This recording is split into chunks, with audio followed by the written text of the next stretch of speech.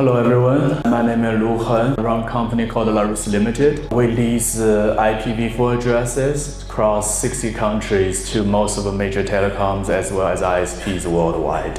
Today I'm going to bring a story which might not be familiar to you, the investors, the data center and hardware vendors, but it's a story about vulnerabilities in our modern digital infrastructures as well as potential great opportunities for one of the greatest wealth creations in our industry.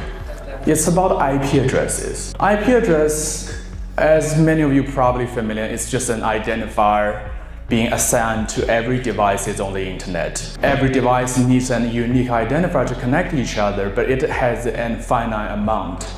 Globally, there is 4.3 billion IP addresses in total. They've all been distributed to the companies already, so there's no central free pool anymore. And currently, the IP addresses are managed by 5 regional internet registries. They are regional, and they does not declare the ownership of the IP addresses to the ISPs. They claim those IP addresses belong to the quote-unquote community, while in effect belong to themselves. So there are 5 private companies who run a coordinated registration database and claim they own every identifier on the planet Earth. And because of that, the 5 regional internet registries today have power to disconnect the entire nation at their will. I know this sounds shocking to many of you guys in the room because it's not an often mentioned subject. Because IP address was that one little thing was left to the NOC engineer to deal with. But it has changed drastically in the past decade because exhaustion of IPv4. Currently, the IP address administered by each region, there has no true portabilities. And if you violate the policy of the regional internet registry, they can reclaim your IP address and kick you off the internet. And because 5 of them are 5 private companies located across continent, in effect, they have control, total control of the whole digital infrastructure we build today. Here is a probability problem, the friction and the challenges. The locked IP allocation creates friction for international operation network growth. So your IP is locked into one region by a private company policy. Here in Asian Pacific, that regional internet registry is called APNIC. It's located in Brisbane, Australia. And that company can disconnect every data center in Japan just by reclaiming IP addresses. This is a scary and vulnerable situation.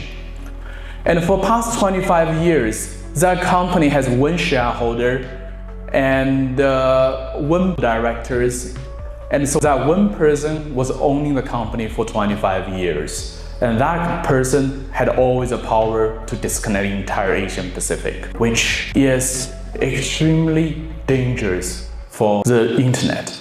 And their behavior as any of the cartel organizations become extremely anti-competitive. They have regional monopolies. They have an agreement between themselves to agree on the territorial exclusivity among themselves. And there's no probability and no choice for you to choose where to register your IP addresses. Let's say if you're not happy with the current registration in Australia as APNIC, you have no rights to change your registration provider to RIPE or America or another region at all. You basically log into that company, and if you're not happy with them, you're not abiding their policy set by them, you're gonna lose access to the internet. This is antitrust, and this is not right. So what they do have today is inter transfer. They allow you to transfer IP address between one company to another if you abide their policy. But this is not what I'm advocating today. What I'm advocating today here is that you should have the rights to the IP address you own. This is very, very important, both from security point of view, from stability point of view, and from decentralization point of view.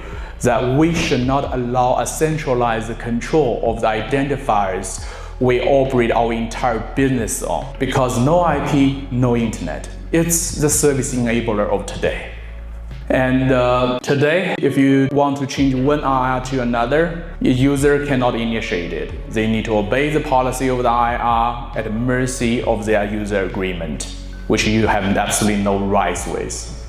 So what I'm advocating here? I'm advocating that because it's a simple registration database of numbers. So why we need to have 5 territorial exclusive body to monopolize that? Why can't we just send as registrars, not gatekeepers? Why don't we have in the policy level globally that IP address is recognized and owned by ISPs, telecoms, data centers who actually owning and operating networks? This is an obvious answer to an obvious question.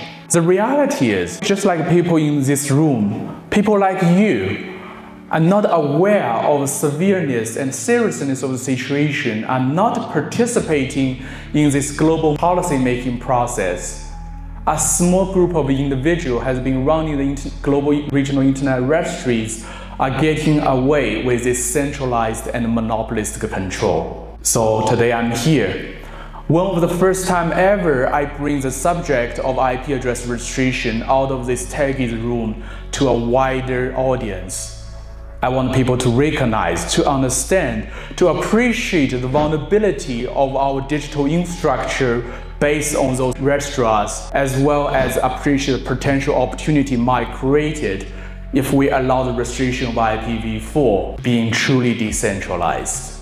So a benefit of a borderless portable IP address systems. You will have seamless global operations. You can take your IP wherever you want. You have easier expansions, M&As. When you buy a company, those IP would automatically become your asset and you can use wherever you want, however you design. And there will be no need to abide by obscure rule of 5 obscure private companies somewhere else. This is a stronger internet interoperabilities, a truly borderless internet, and a truly decentralized internet. You don't want a private company somewhere have the power to disconnect you that you never heard of. And from the risk perspective, let's talk about the opportunity. IPv4, the very number connect everybody here in the room, only have finite amount. It only have 4.3 billion in total, and we are far exceeding that number of IPs in devices. Globally, the investor has been struggling to find a safe harbor to park their money. From the breakdown of the gold-based international monetary system, all sorts of crypto coins pop up with no actual underlying intrinsic value. IPv4 today is a true possibility to become the new generation of digital gold. It has limited number of IP addresses, cannot be extended. It has intrinsic value equal as a digital land that every device online will need one. It is widely adopted, and its usage cannot be easily changed because people are currently using it. It's the equivalent of a housing market. There's no better form of digital gold you can imagine than IPv4. I've advocated IP address portability, IP address ownership by the ISPs. The side consequence of getting rid of centralized control is that we ISPs, we digital infrastructure operators, will have the power, will have the rights to the ownership of those real digital gold. And just think about it, a truly liquid IPv4 market with equalized regional price, with investment firm come in, we, the ones who holding IPv4 today, will sit on a massive potential value appreciation in addition to the other benefits such as security and decentralization. This could potentially be the biggest wealth generation for our digital economy in our generations. Because the gold is old, and we all know at the current situation can't be sustained. We all know that the world and the investors are looking for the place, especially the property investors. You guys are familiar with this for decades of your experience. This is a new digital land. While the ISP fully appreciate ownership of their digital gold, they will be able to realize that value in their company book. And actually, in fact, some of the large Tier 1 ISPs in the world, such as Cogent, 80% of its market capitalization is currently in its IPv4 value. It's already there. Just imagine if we unleash the true value of IPv4 with the full ownership and the full liquidity, what's gonna happen?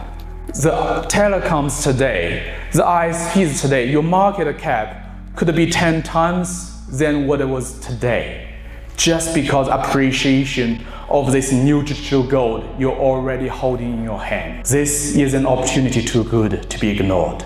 And that comes to the probabilities. The reason why block this from happening is exactly because it's centralized control. My company owning more IP than most of private companies in the world, or actually most nations for that matter, have fought with RIR in the past half of the decade. I'm fighting for the control of those monopolist behavior. I'm fighting for the rights of the members of those IIRs, i.e. the ISPs and cloud providers. We have been winning, we have been pushing them back, but we can't win this if the community at large, your guys in the room, not participating in the process. Because we are just one step away with the biggest value unleashed in our industry ever. So there's a couple of probability why it matters, and it's equal to a phone number as well, in certain sense that you can change your number from one provider to another. Lastly, the conclusion. The vision is bold, but it's not unachievable. The IP address market is currently in a limbo. The ownership is not recognized by the policymakers, and the policymakers is not recognize the rights of their very customers they serve, i.e. telecoms and cloud providers. They claim IP address is not an asset, its entirely legal ownership is unclear and stay in the air. The reason for that? Because a small cliche of people who benefits from the numbering system and benefit from ignorance of a larger community trying to stop people having the rights to this very asset. Everybody here in this room have an opportunity to recognize that and appreciate that and join the movement of owning your IP addresses and truly decentralize the internet. This is possible and this is easy.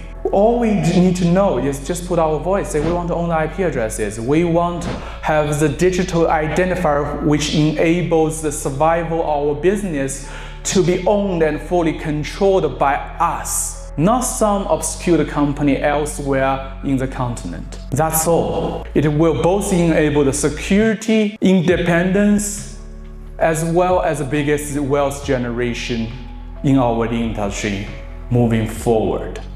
And what we can do to achieve that, educate your fellow colleagues, tell them the story. Ask me the question, I'm always here to help. And if you guys can join and participate in the policy process, and tell your fellow colleagues how important, how potential the opportunity is. And for the investment firm here, for the real estate firm here, look at the opportunity. Ask yourself, is it really an opportunity better in your lifetime than investing in IPv4? If you have further questions, ask me at any time, and here's my contact here, and that'll be it for my presentation. Thank you very much.